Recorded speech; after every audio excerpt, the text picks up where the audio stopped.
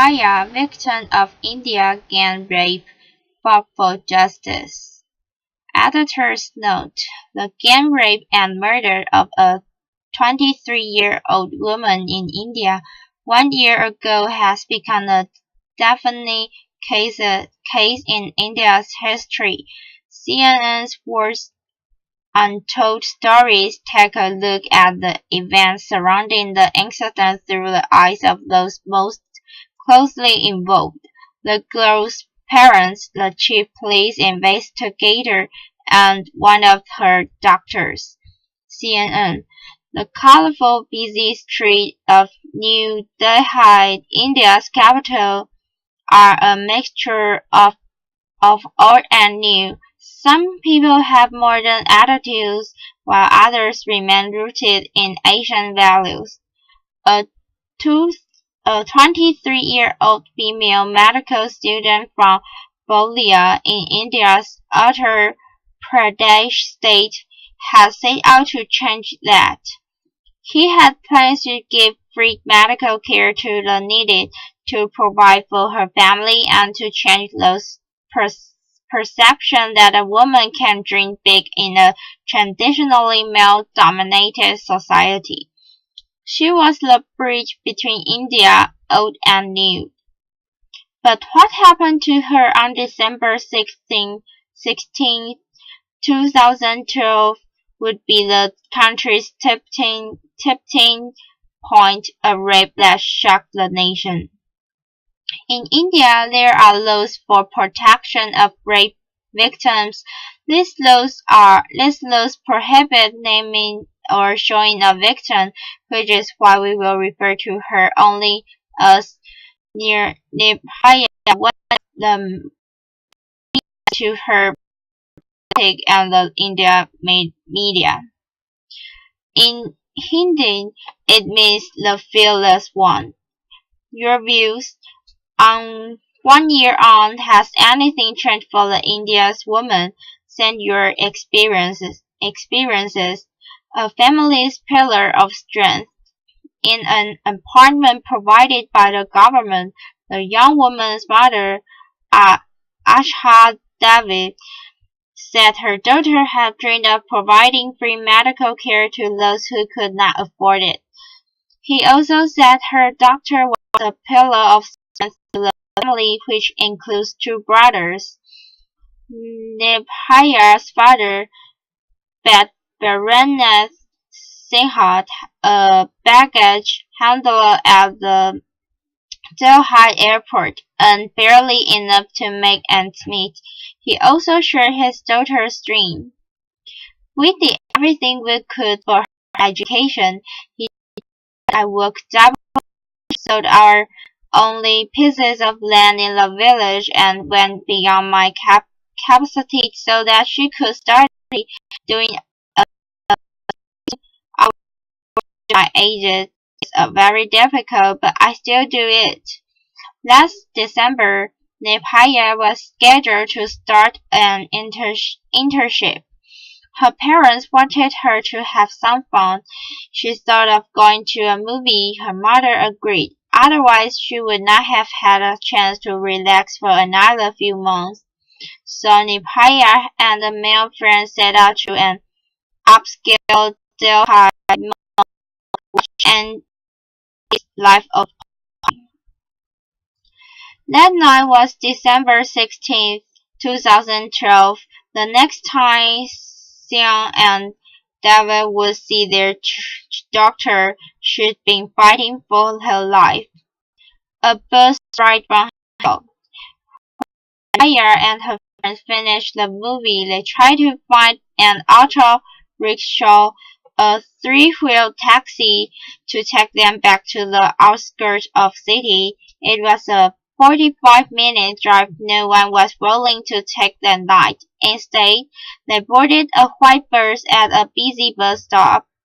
It was not late at night. She was not out alone. They were taking public transportation. She had a woman over to do in the interest of safety. It was not enough.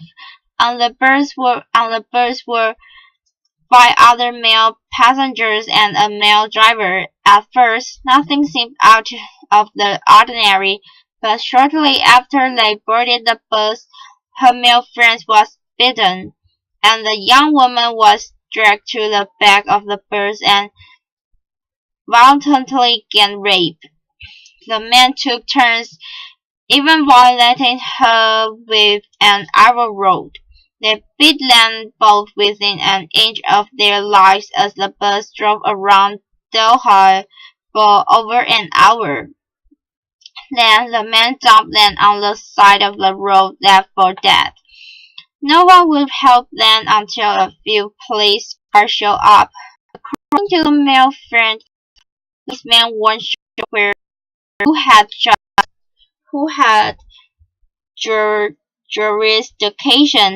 jurisdiction. They waited for an ambulance that never came, he said, so he carried his bleeding friend to a police van and they took her to Safdarjung Hospital. The Araksha's unbelievable injury that she had sustained, we had never seen before, said Dr. Mike Mishra, one of the many doctors who would treat her in the coming days. In my almost 40 years of the career, I have never witnessed such a horrific brutality by human beings. I will get better soon. Her mother waiting at home seems nothing was aware. That day she didn't call back after leaving home, she said. Usually she would call us and inform us soon as she had reached the place. It was 8:30 and we hadn't heard from her. We tried calling her but she didn't answer the phone.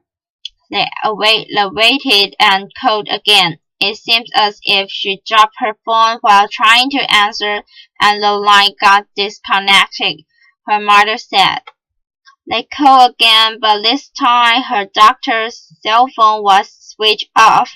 When the phone finally rang, it was not their daughter on the other end. It was someone at Safdarjung Hospital telling them their daughter was in surgery. When they found their daughter there, they were speechless.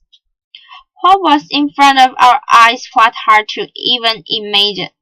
Dave, her mother said, we didn't know how to react for the first few moments. The doctor lay on the stretcher, but she was conscious. She looked at me and started crying, her dad recalled. He tried to soothe his only daughter, keep calm and do not worry anymore. He told her he would take care of everything, he assured her. I couldn't be with her for long, he said. I just couldn't see her in so much pain. I would keep visiting her every few hours but wouldn't stay longer. I'd go and pat on her head. At times she should be sleeping. She would smile whenever she saw me, but I didn't have the courage to see her like that. Nibhaya told her mother they beat her badly. What could she say? Even I didn't have the courage to ask her anything, Dave said. She was in a great pain, so we never asked her anything. Even in so much pain, Nibhaya tried to reassure her parents. She kept telling them, don't worry, I'm doing better and will get better very soon. Sexual harassment in India, the story you never wanted to hear. Rape that shocked the world.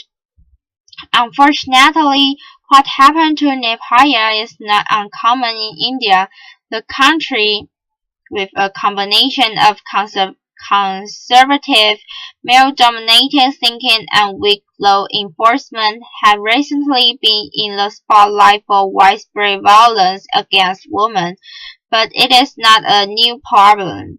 New Delhi rape exposes perils of being a woman in India.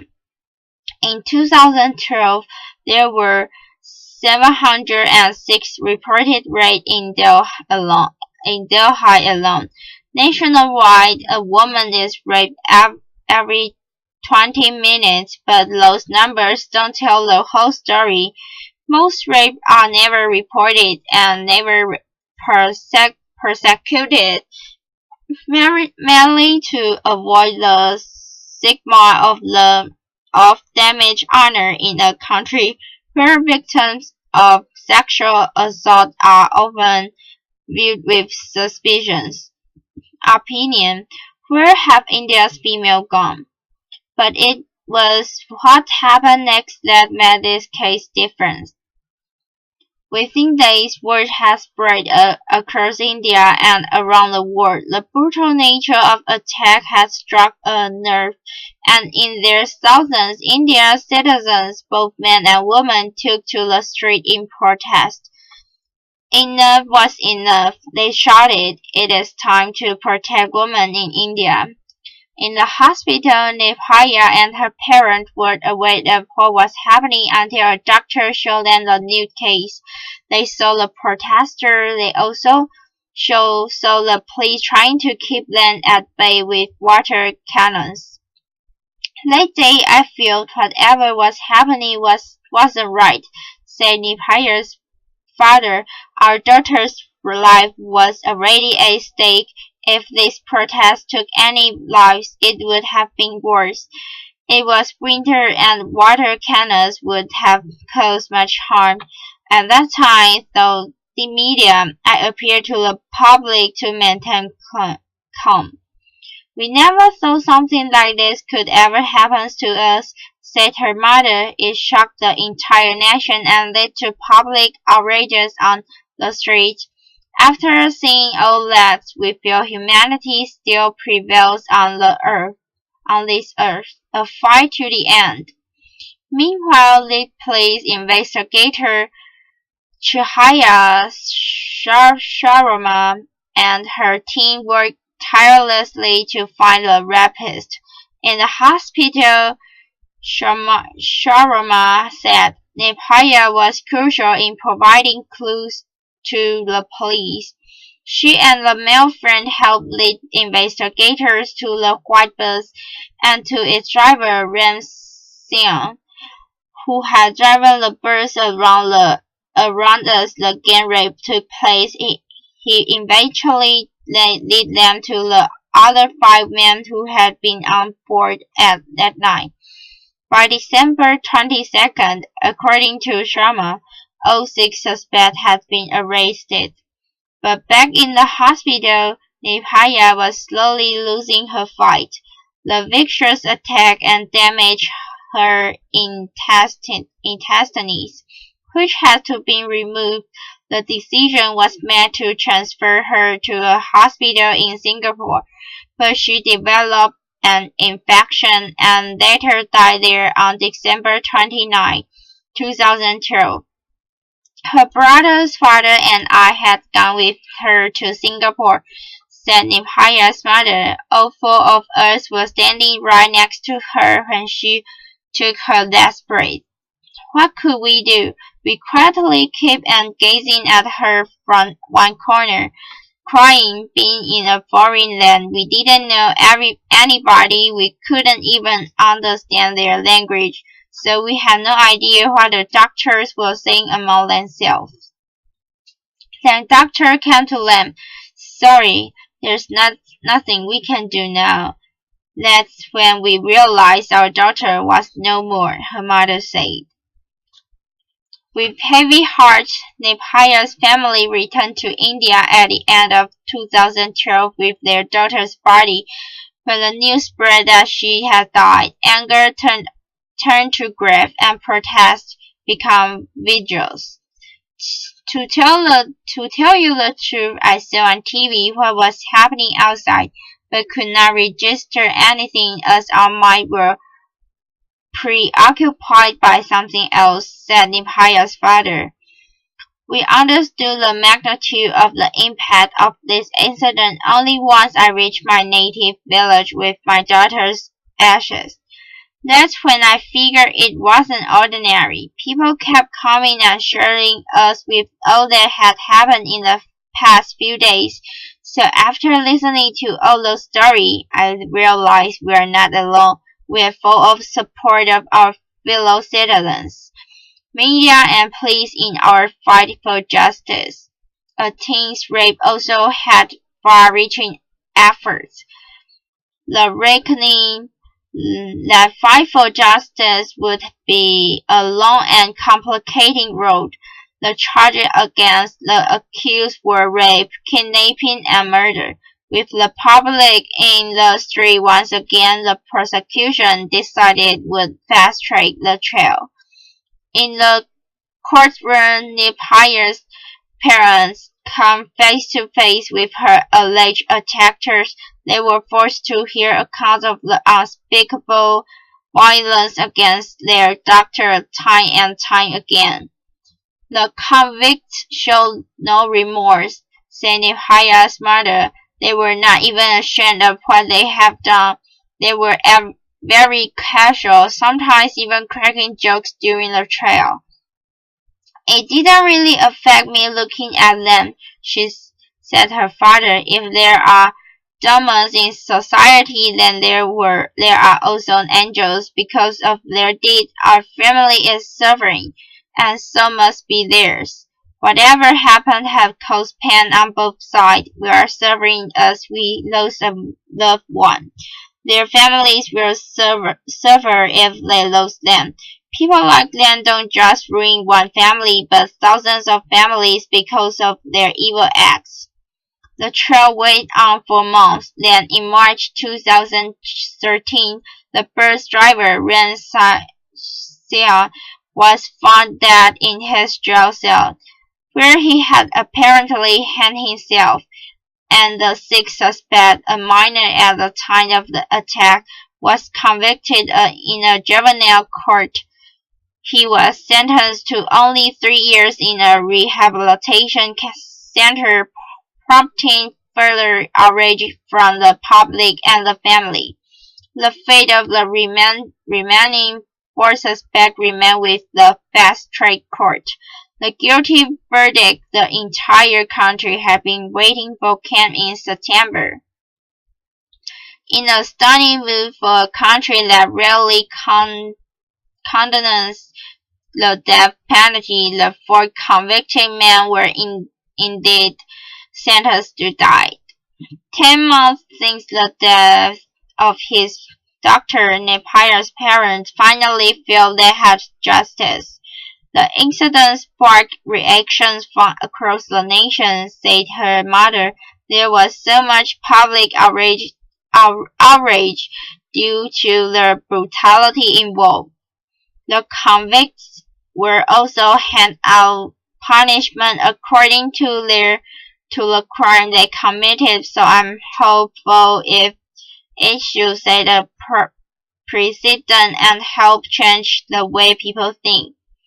Covering the case that changed India, a brave heart.